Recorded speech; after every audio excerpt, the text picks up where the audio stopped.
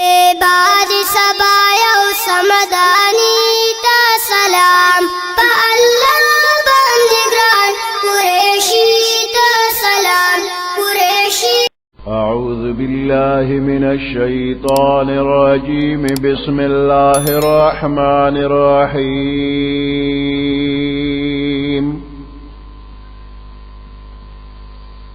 ولما جاءهم كتاب من عند الله مصدق لما معهم وكانوا من قبل يستفتحون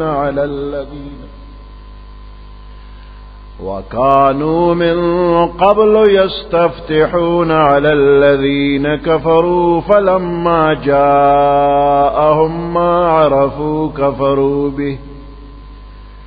فلعنة الله على الكافرين. صدق الله العظيم. سورة بقرہ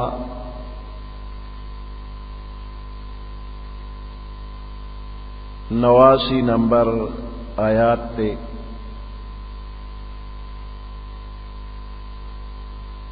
ولما جاءهم كتاب من عند الله کہ کل راغ دے یہود تا کتاب دا اللہ مصدقا چ تصدیق کون کیو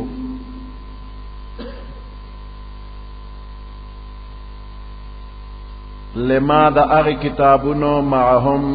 چ دوی سره دی وكانوا من قبل يستفتحون على الذين كفروا. ودا یہودیان من قبل مخک دراتلو دا پیغمبر علیہ السلام نا یستفتحون کہ بیان بے کو علی الذین کفروا اغی خلقتا کہ کفر کرے.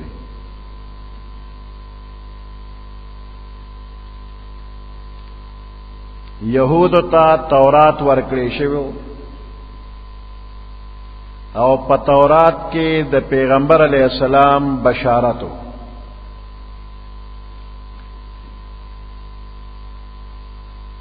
یہود با دا مشرکانو سرا چی جنگ اکو بیلات بے اکو نبیا بے وی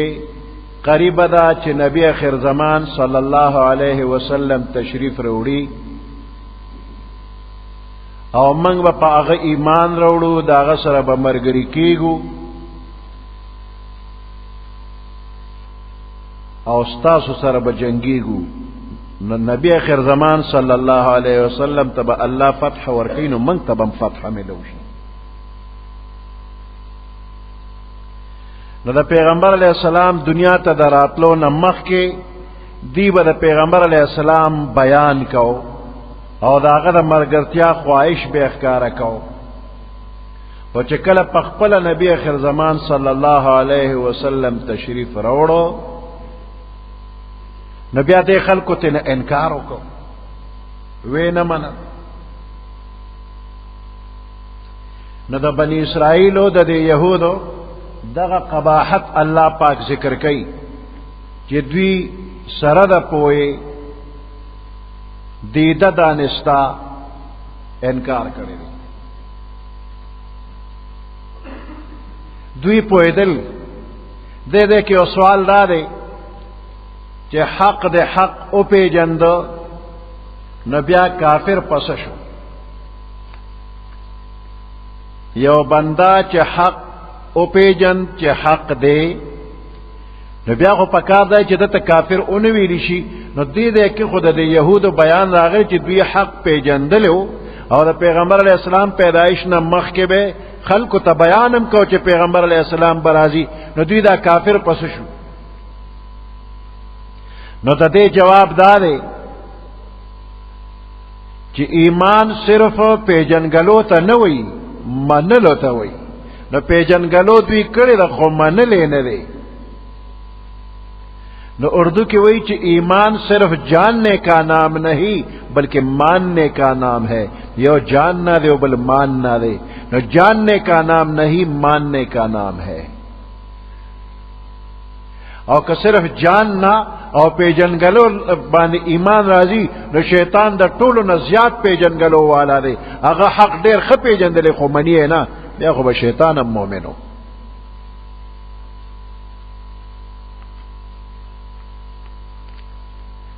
دا یوه معنا شوله وکانو من قبل یستفتحون علی الذین کفروا. دی به بیان کو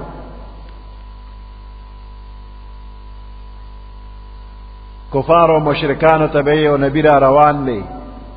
یو کتاب بروړي، دا بیان به کو.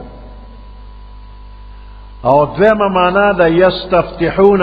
وکانو من قبل یستفتحون، د دې معنا طلب د فتح به کو. یهود د آسمانی کتابونو عالمانو، دوی ته د خپل آسمانی کتاب تورات نه دا خبره معلومه وه چې آخره زمانه کې پیغمبر علیه السلام تشریف راوړي. نو د یهودیت نه مخالف کافرو سره چې به دی جنگ جګړه پیښه شوه، نو دوی به ویل چې یا الله نبی اخر زمان صلی الله علیه وسلم زر تر زر راولېږه چې موږ د هغه سره ملګرتیا وکړو او د کفارو سره جنگ وکړو او دا کفار ختم کو.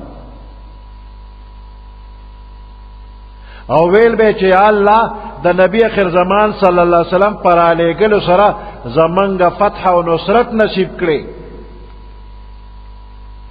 خو چې کله نبی اخر زمان صلی الله علیه وسلم تشریف راوړو، نو دوی د عربو سره د حسد د وجنه د دنه انکار وکړ.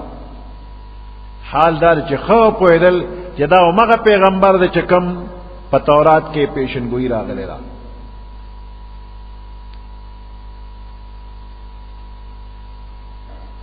نو الله پاک دې ته په دې ځای کې د دې خبر یادګیرنه ورکا چې تاسو د دې پیغمبر په حقانیت باندې پوره خبردار یې، بیا ترې نه ولې انکار کوئ.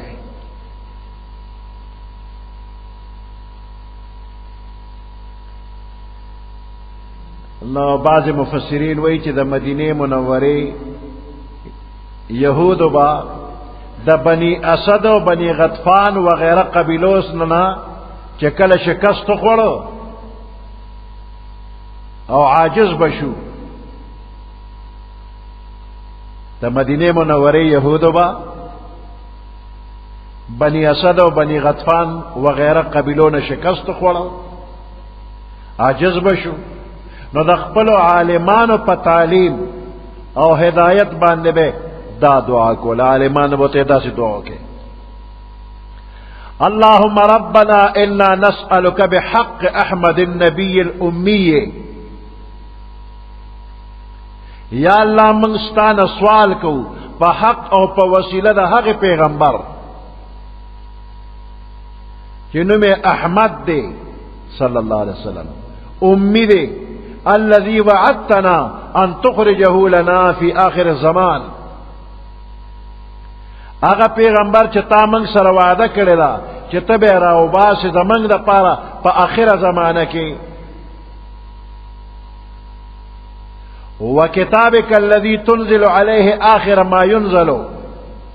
او خدای په حق او په وسیله او په برکت د هغه کتاب قرآن چې ته به په نبی اخر زمان صلی الله علیه وسلم باندې نازلې، او دا به اخیری کتابی چې نازلېږي، ان تنصرنا علی اعدائنا. خدای ته موږ سره داغه په برکت او په وسیله امدادو کې د کافر دشمنانو په مقابله کې. دې کې دا خبره تفسیر روح المعانی، تفسیر در منصور، قرطبی، تفسیر حقانی، بیهقی، تبرانی وغیره دا وسیله لیکل چې په دې کې به دې خلکو وسیله غوښته، په وسیله به سوال کو.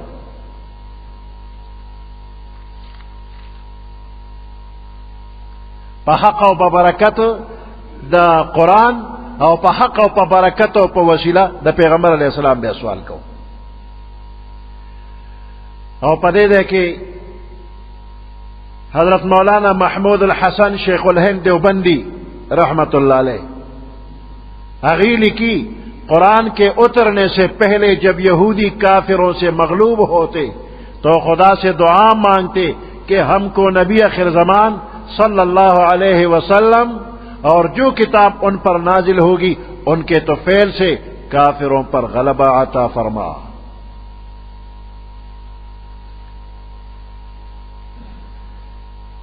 شیخ الہند صاحب رحمت اللہ علیہ وی کہ قرآن نازلے دو نمخ کے کہ کلب یہودیان دا کافروں نہ مغلوب شو نو دا خدای نبی سوال دا سے کو کہ دا نبی آخر زمان صلی اللہ علیہ وسلم او پاغ کی نازلے دن کی کتاب داغی پا طفیل او پا وسیلہ باندے منگل پا دے کافر و غلبہ راکا.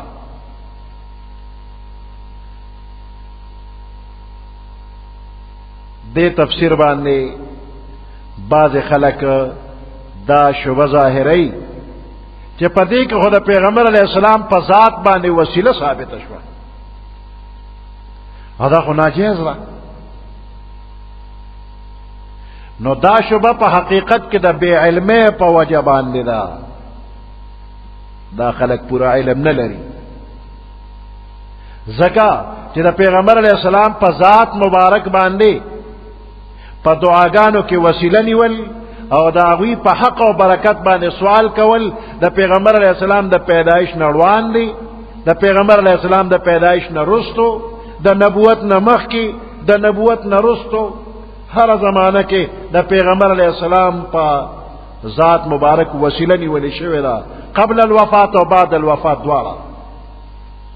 احادیث ثابت دا اس دین انکار کول دا ناپویتیا دا.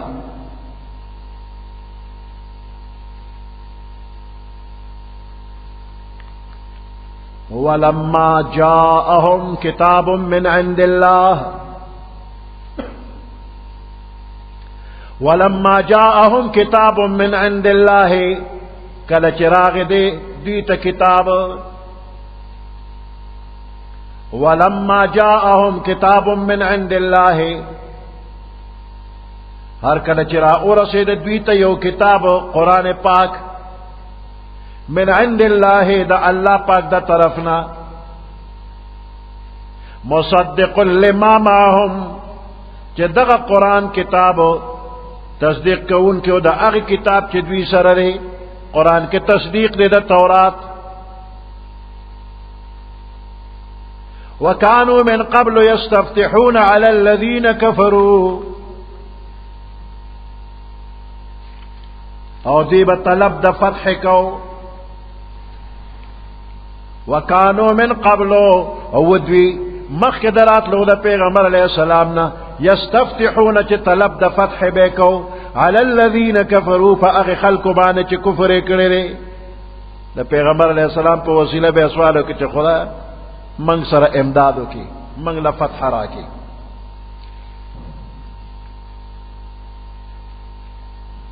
فلما جاءهم پس ہر کل چراغ دوی تا اغا پیغمبر ما عرفو چی دوی پیجندلو کفرو بھی ندوی تن انکارو کو پیغمبر علیہ السلام دوی تراغے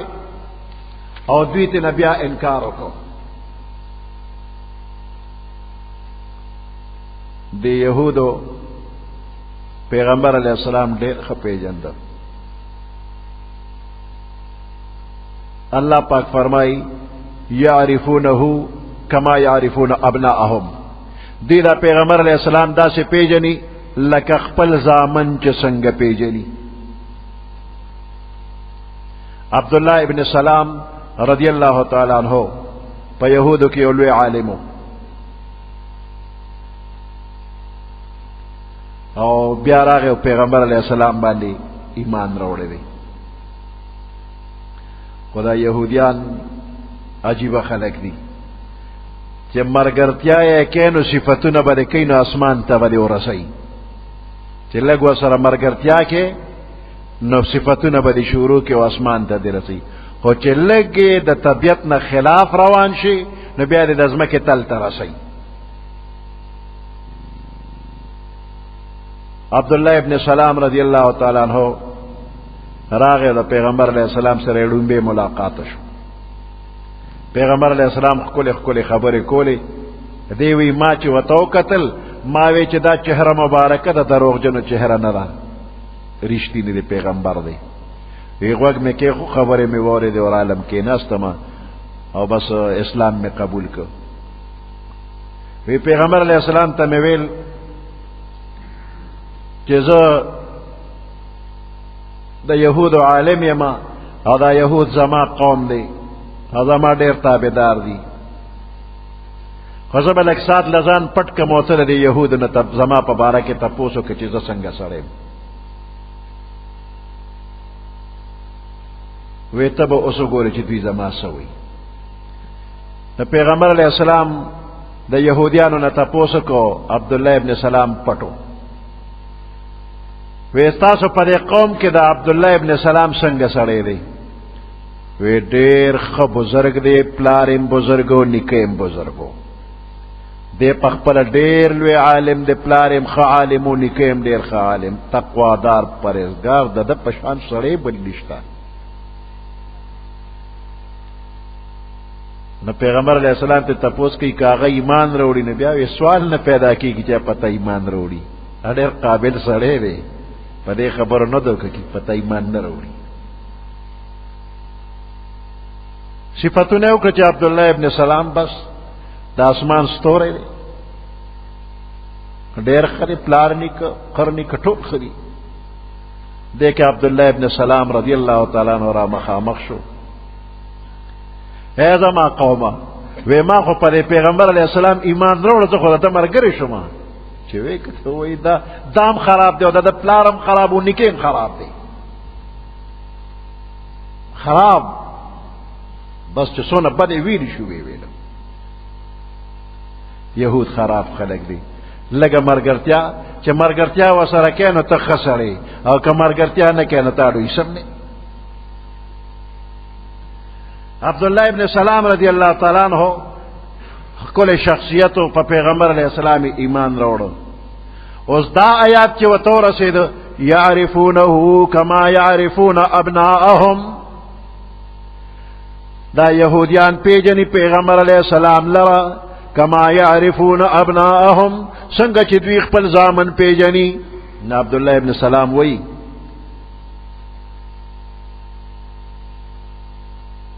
وی په دې خپلو زامنو کې شک کیدی شي چې دا زما زوی دی او که نه دی، شک کیدی شي، خو د پیغمبر علیہ السلام په حقانیت کې شک نه کیږي. بے شک پیغمبر دی په حق دی.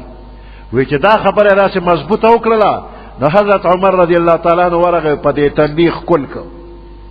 په دې تندي د پاسه ښکل کړ چې څونه ښکلې خبره دې وکړله. نو دې خلکو پیژندل پیغمبر علیہ السلام او بیا هم تینا انکار کړی. فلما جاءهم ما عرفوا كفروا به، پس هر کله چې راغی دوی ته هغه کتاب او هغه پیغمبر چې دوی پیژندلی وو نو کفروا به، دوی تینا انکار وکړ. انکار یې ولې وکړ؟ د حسد د وجې نه وکړ، د ضد د وجې نه وکړ. وی اوسه پورې په بني اسرائیلو کې پیغمبران راتلل، نو اوس بني اسرائیلو نه ووتل پیغمبري، بنو اسماعیل ته لاړله. قرآن ډېر حق کتاب دی، خو که په یو یهودي نازل شو بیا به منلو، که په بني اسرائیلي نازل شو بیا به منلو، او چې په محمد صلی الله علیه وسلم نازل شوی نه منو. فلعنت الله علی الکافرین، پس لعنت د الله دی په کافرانو باندې. بئس ما اشتروا به انفسهم ان يكفروا بما انزل الله بغيا ان ينزل الله من فضله.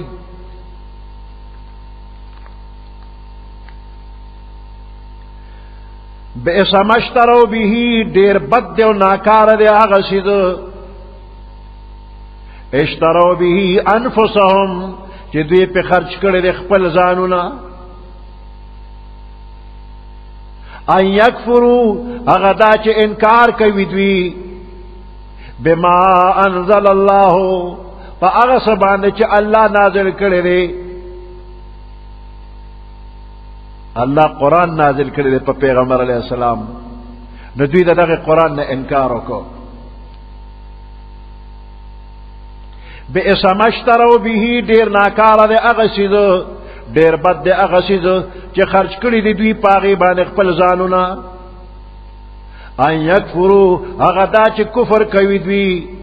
بما په هغه قرآن باندې انزل الله چې الله نازل کړی دی، بغیا د وجه د زد او د سرکشۍ نه. ان ينزل الله من فضله، چې الله نازلی من فضله په خپل فضل باندې، خپل فضل نازلی علی من په هغه چا باندې یشاء چې د الله خوښه شي من عباده په خپلو بندیانو باندې. یعنی دوی د الله پاک د کتاب نه په انکار او کفر باندې خپل ځانونه خرڅ کړي دي، یعنی د خپل ځانونو په بدل کې د خدای پاک د کتاب نه انکار او کفر غوره کړی دی. او بیا دا انکار هم د یو معقول وجه په وجه نه، د یو معقول خبرې په وجه نه، بلکې صرف د حسد او د کینې او د ضد په وجه چې دوی دا وایي چې دا عظیم الشان کتاب په بنی اسرائیلو کې په چا ولې نه نازلېده، او د مکې او د عربو په یو سړي په محمد صلی الله علیه وسلم باندې ولې نازل شو. نو دا خو د خدای پاک خوښه ده چې د خپل فضل او مهربانۍ نه وحی په چا نازلوي، پیغمبري چاله ورکوي. نو د دوی دا وینا چې الله په بندگانو کې په یو خاص بنده دا فضل او مهرباني ولې وکړله، نو دا د دوی د طرف نه صرف حسد او ضد دی. د دوی په غضب اخته شو. فباءوا بغضب على غضب، پس اخته شول دوی په غضب باندې د پاسه د بل غضب، په یو غضب اختو په بل غضب اخته شو. یو غضب دا چې قرآن مجید یې نه دی منلی، خو دې غضب سره دا غضب هم راغی چې په تورات کې دا خبره چې قرآن حق دی، نو دوی د خپل کتاب نه منکر شو چې قرآن نه مني. نو د خپل تورات دغه آیات چې هغې کې الله ویلی دی چې اخره زمانه کې قرآن نازلېږي هغه حق دی، نو دوی هغه خپل کتاب هم ونه مني. یا دویم غضب دا دی چې دوی د حسد او د ضد په وجه د وخت د پیغمبر نه اعراض وکړ او خلاف یې وکړ.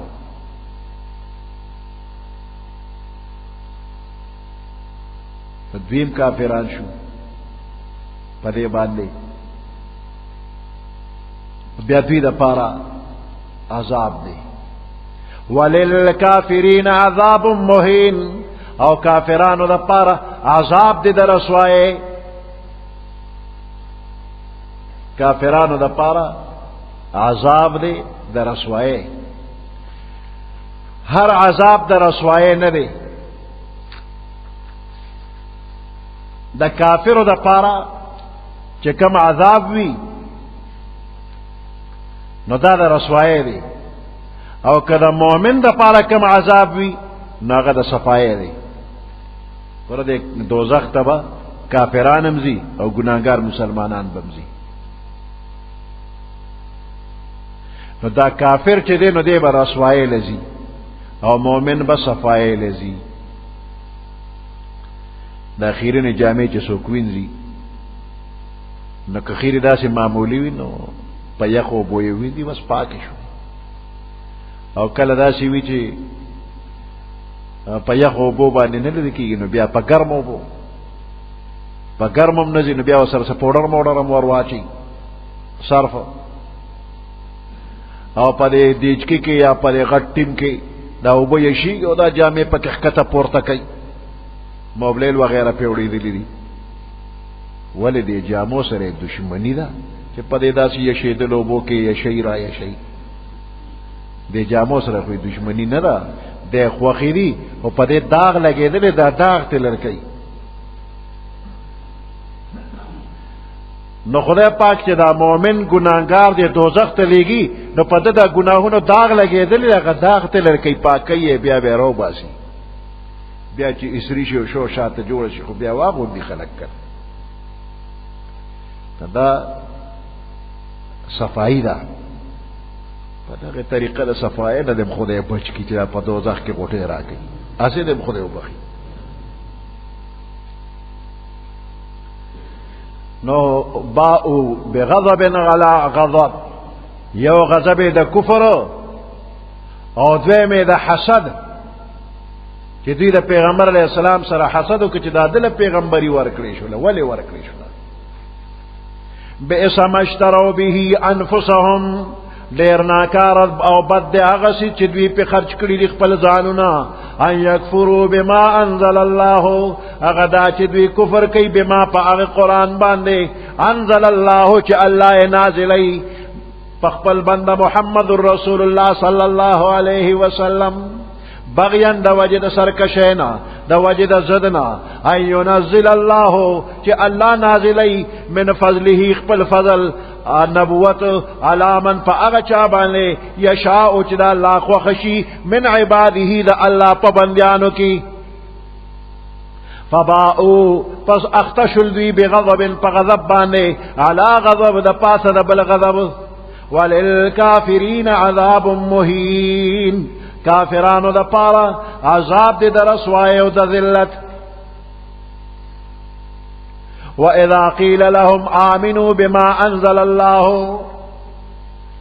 هر کله چې دوی ته ویل شي امنو تاسو ایمان وروړې بما انزل الله فاغه چې الله نازل کړی دی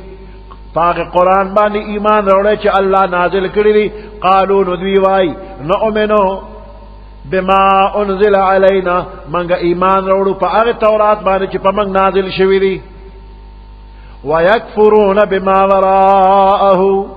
او دوی کفر کوي بما وراءه فعلاوه د تورات نه علاوه د ټولو کتابونو نه انکار کوي چې انجیل دی او یا قرآن دی وهو الحق حال داري چې دا سوا د تورات نه نور کتابونه هم حق دي يهود ته د قرآن مجید د منلو دعوت باور کړی شو دې به جواب کې دا ویل چې موږ ته د موسی علیه السلام په ذریعه چې کوم آسمانی کتاب تورات نازل شوی دی پاغه موږ ایمان لرو او د دې نه علاوه نور څه نه منو نو الله پاک د دې په جواب کې فرمایل چې د تورات نه علاوه چې کوم آسمانی کتابونه نازل شوی دي لکه انجیل او قرآن مجید نو دام حق دي او دا دواړه کتابونه تصدیق کوونکي دي د هغه کتاب چې دوی سره دی د تورات انجیل او قرآن دواړو د تورات تصدیق کړي چې تورات حق کتاب وو دا الله تعالی طرف نو د دې کتابونو نه انکار کول په حقیقت کې د تورات نه منل دي چې انجیل نه منې قرآن نه منې نو دې انجیل او دې قرآن خو ویلي دي چې تورات حق دی نو تورات حقانیت دې او نه منو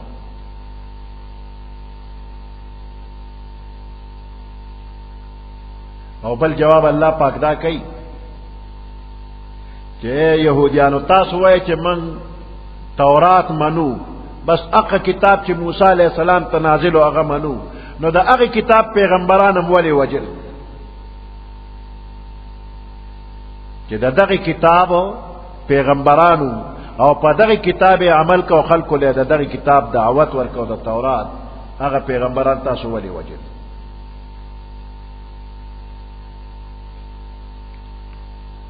لکه زکریا علیہ السلام یحیی علیہ السلام او بعض نور پیغمبران هغوی خو هم دا وی چې تورات باندې عمل وکړي نو دوی په تورات عمل نه کوي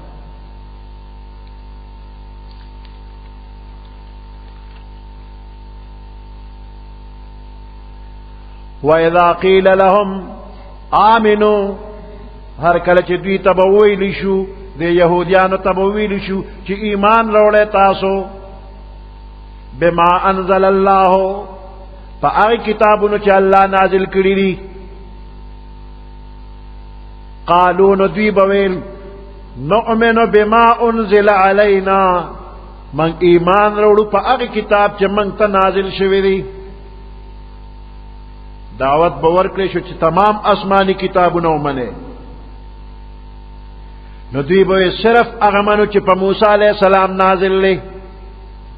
وَيَكْفُرُونَ بِمَا وَرَاءَهُ او دوی انکار کئی بما وراءه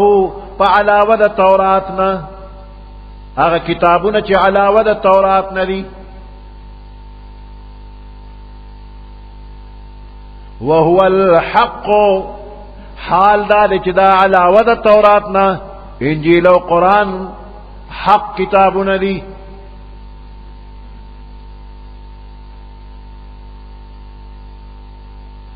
مصدقا لما معهم تصدیق کون کی دا کتابون لما دا اغس معهم چی دے یہود سر دی یہود سر تورات تے انجیل و قرآن دا تورات تصدیق کون کی دی خانو چی تداوے چی دا تورات منن کی یما قل فلم تقتلون انبیاء اللہ قل او فرمائے پیغمبر علیہ السلام دی یہود تو آیا فلم تقتلون انبیاء اللہ پس ولی تاسو قتل والپیغمبران دا اللہ من قبل مخید دینا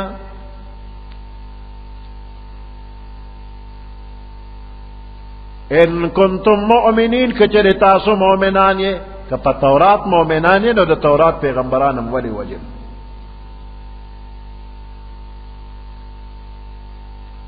نو دا دوی دا خبر چھ بس منگ صرف تورات منو نو اللہ پاک دا دیر ردو کو اول رد دارے کہ دا دے نور کتابونو یعنی انجیل او دا قرآن حقیقت او واقعیت دلیل قطعی سر ثابت دے نو بیا دا انکار سو وجدا کہ پدے کستاسو سے شک شبی نو آیا چاگا شک شبہ دا ختم کو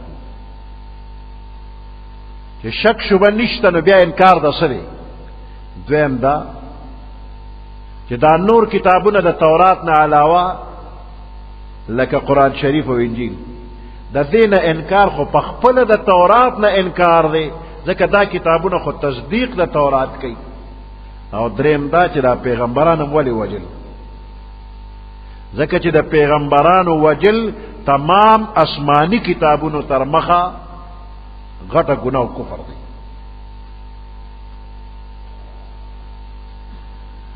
نو دا پیغمبر علیہ السلام پا زمانہ کے چکم موجودہ یہودیان دی دوی خو پیغمبران ندی وجلی خو دا دوی مشران وجلی دی او دغه مشران دوی خپل مشران گنو فخر پہ کئی دادا سی لکا چی دوی وجلی دی وَلَقَدْ جَاءَكُمْ مُوسَى بِالْبَيِّنَاتِ فتحقیق سر راغلو تاسو تا موسیٰ علیہ السلام بالبینات پواضح دلائل و نشانات سر معجزے ور سرا لاس بے ترخت دنک نسپین چمکدار برا ہوت امسا بے اغرزول اجدہابت جوڑا شلا فا امسا بے دریابو نلارب پک جوڑی شوی وغیرہ وغیرہ دا سی نور معجزے وَلَقَدْ جَاءَكُمْ مُوسَى فتحقیق سر راغلو تاسو تا موسیٰ علیہ السلام بالبینات پواضح دلائل و نشانات سرا ثم اتخذتم العجلہ بیا انہی و تاسو سخی لرپا خدای باندے دسخی عبادتم شورو کو ورتم خدای ہوئے من بعدہی رستدت لو دا موسیٰ علیہ السلام نا کوہ تورتا وانتم ظالمون او تاسو ظالمان وے وَإِذَا أَخَذْنَا مِيثَاقَكُمْ اغا واقعات کا چمنستاسو نوعدا واغشتلا ورفعنا فوقكم الطور او پورتم کدا پاسستاسو کوہ تور درتم اویل خذو آخلے تاسو ما آتیناکم اغا احکام چی من درکو تاسو تا بقوت پخم قوت سرا واسمعو وورے تاسو دا پارد عمل قالو سمعنا وعصوینا دوی اویل سمعنا منگ ووریدل وعصوینا او منگ نمنو واشربوا في قلوبهم العجلا سکولی شویو دوی پزلونو باندے محبت دسخی بکفرهم پسبب دا کفر دوی قل بئس ما یأمرکم او فرمائے پیغمبر علیہ السلام بئس ما دیر ناکار دے اغسید یأمرکم چی امر کی تاسو تبیہی پاغے باندے ایمانکم ایمانون استاسو ان کنتم مؤمنین کچر تاسو مؤمنان یہ موسی علیہ السلام چې بنی اسرائیل ته کله تورات پیش کړ نو پاغه کې بعض احکام سختو نو بنی اسرائیل داغه منلو نه انکار وکړ نو الله پاک د دوی سره یو غرو بسغه غری په پورته کړ او د پاسه پیدا سیونی و چې رازوړن د بسره اخلاصيږي په دوی ته حکم وکړ چې د تورات ټول حکمونه اومنه او کني دا غر در باندې در غرزوم اوس به ټول لاندې مړ شي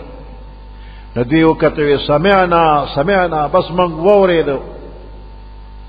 اومنه د منلو اقرار وکړ او بیا یې عصوینا نه منو انکار وکړ الله پاک فرمایي چې حقیقت دار چې د دوی په زړونو کې د سخی عبادت د ابو پشان ګډوډ شو او شربوا فی قلوبهم العجل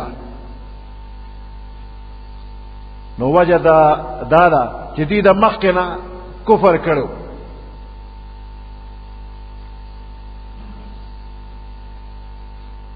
نو پیغمبر علیہ السلام ته الله پاک فرمایي چې دوی ته وایا یو طرف ته خو په خپل کتاب باندې د ایمان دعوه لري او بل طرف ته د نبی اخر زمان صلی الله علیه وسلم غوندې عظیم الشان پیغمبر د پیغمبرانو انکار کوي او تمام ناروا کارونه کوي نو تاسو ایمان تاسو ته د دې خبرو حکم درکې که تاسو ایمان تاسو ته د دې خبرو حکم درکې دا ډېر ناکاره شیز دی ظاهر خبره ده چې ایمان په پیغمبرانو باندې او آسماني کتابونو باندې چاته د دې خبرو حکم نه ور کوي نو ثابت شوه چې تاسو په خپل کتاب باندې او پیغمبرانو باندې د ایمان دعوه د دروغ ده په دې کې دا سمعنا او اطعنا یا سمعنا وعصينا په یو وخت کې سمعنا او عصوینا یو وقت وی چې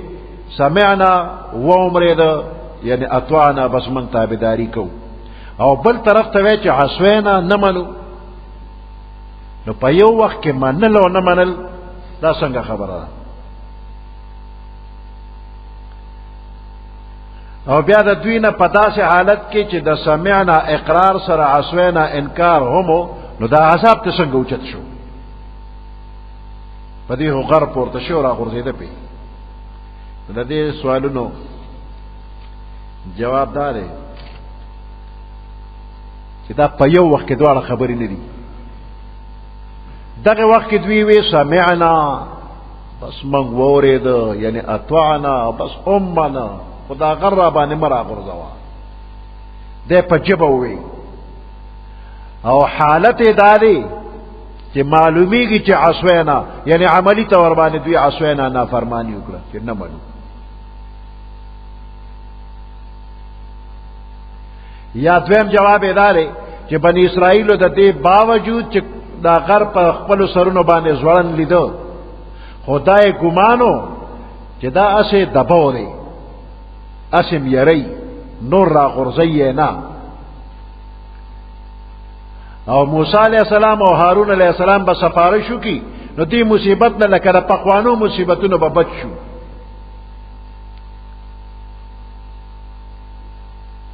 نو دوی وی عصوینا اولی وی عصوینا نمنو خو چې کله یقین راغی چې یره وسه پرشتیا را غورځي وی سمعنا ترتیب الټا شو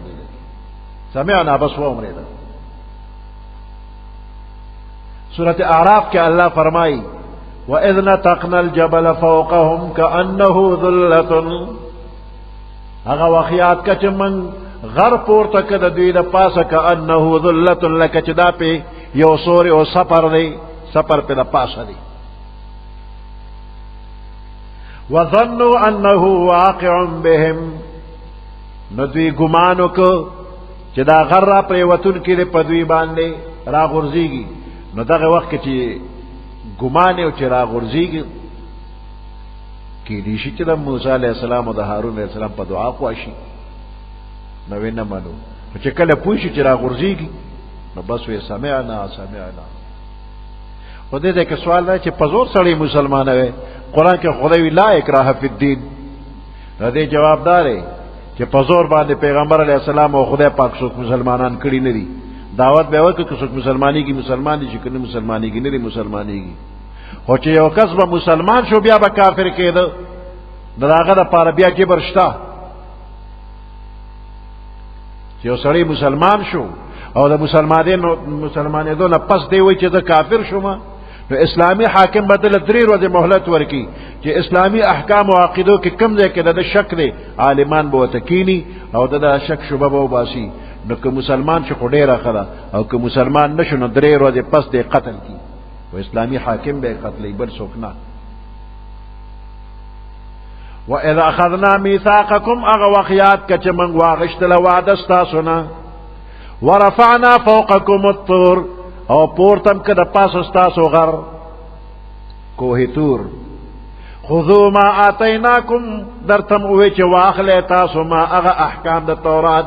آتیناکم چې منگه درکو تاسو تا بقوت پخ قوت سرا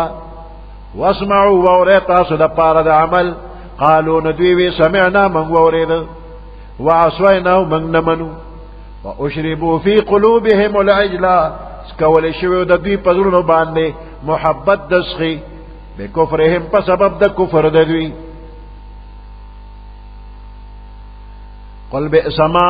وتو فرمای پیغمبر علیہ السلام ډیر ناکار دی هغه سیدو یا امرکم به چې تاسو ته پاغه باندې امر کوي ایمانکم تاسو ایمانونه ان کنتم مؤمنین کچره تاسو ایماندار یې په تورات سبحان ربک رب العزة عما یصفون وسلام على المرسلين والحمد لله رب العالمين اللهم ربنا آتنا في الدنيا حسنة وفي الآخرة حسنة وقنا عذاب النار وأدخلنا الجنة مع الأبرار يا عزيز يا غفار برحمتك يا أرحم الراحمين